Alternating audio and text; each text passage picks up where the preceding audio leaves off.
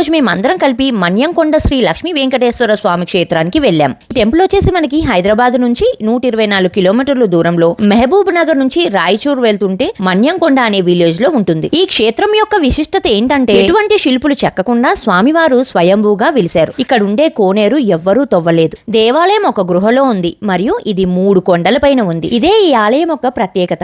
ఈ క్షేత్రాన్ని తెలంగాణ తిరుపతి అని అంటారు. తిరుపతికి వెళ్ళలేని వారందరూ ఇక్కడికి వచ్చేసి దేవుణ్ణి దర్శించుకొని వెళ్తుంటారు. చుట్టూ గుట్టలు, పచ్చని వాతావరణం అందరినీ ఎంతగానో ఆకట్టుకుంటుంది. దేవస్థానంలో కోనేరుంది. ఈ కోనేరు సమీపంలో ఉలిముట్టని స్వామివారి పాదాలున్నాయి.